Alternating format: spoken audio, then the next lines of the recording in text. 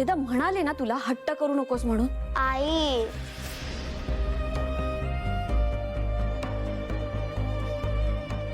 वेदा, मी तुला इतकंच म्हणेन की सत्य आणि असत्य यामध्ये वाद होत राहतात, पण शेवटी सत्यच जिंकतं. एक गोष्ट लक्षात ठेव, तू मोठी झालीस ना तरी सुद्धा नेहमी सत्याच्या बाजूने उभं राहायचं, कळलं? अगदी बरोबर वेदा.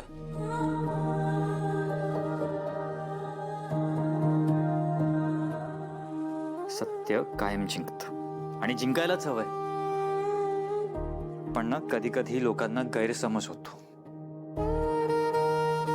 आणि ते त्यालाच सत्य समजून बसतात, त्याच्यासोबत चालत राहतात.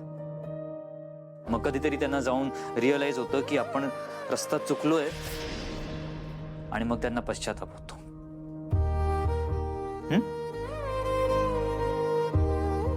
नाही वेदा, हे बघ, मार्जारी, तू म्हणाली होतीस त्याप्रमाणे दुसऱ्या पायरीत विघ्न आलं आणि ते साधं नव्हतं, फार मोठं होतं. एका क्षणी असं वाटलं की सगळं संपलं. पण शेवटी आपली इतक्या वर्षांची तपश्चर्या कामी आली. त्या मीराने सगळ्यांसमोर अंबिकाच्या खुनाबद्दल सांगितलं, पण कोणीही तिच्या बोलण्यावर विश्वास ठेवला नाही. ती माया सुद्धा बरळली. पण ती आधीच घरच्यांचा विश्वास गमावून बसले, तिचं कोण ऐकणार? ती माया, तिला मी असा मृत्यू देणार आहे की ती पुढचा जन्म घ्यायला घाबरेल. आणि यात सगळ्यात महत्वाचं म्हणजे माझं प्याद अंबिका. माझा तिच्यावर पूर्ण विश्वास आहे. ती कायम माझ्या बाजूने उभी राहील. माझा विश्वास आहे की माझं प्याद कधीच फुटणार नाही.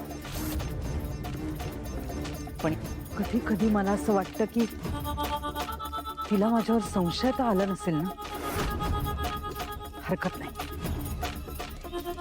मार्जरी, आता दुसरी पायरी पूर्ण झाली.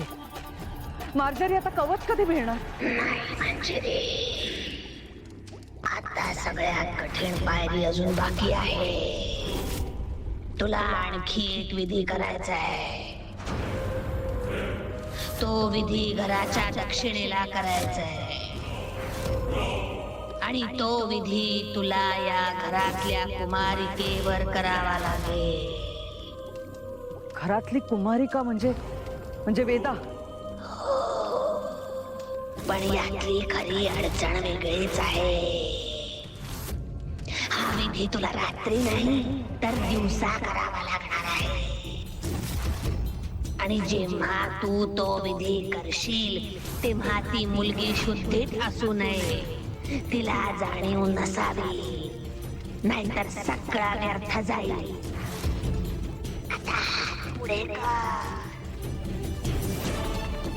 ओम कालछायायै शक्तिं देहि शक्तिं देहि. जा, ही तिसरी पायरी पार केलीस की तू कवचाच्या अंतिम विधीसाठी इथे बसू शकशील. जा. वेदा, हीच तिसरी पायरी आहे. जराशी चूक झाली तर सगळं संपेल. पण नाही.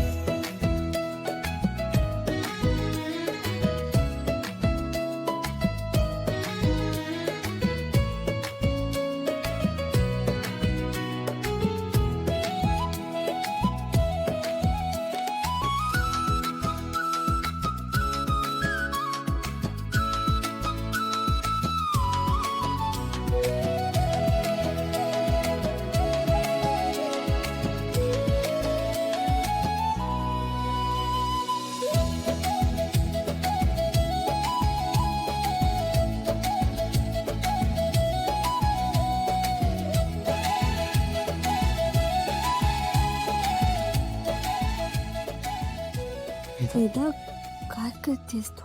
झोप होते वेदात रात्र आई बाबा,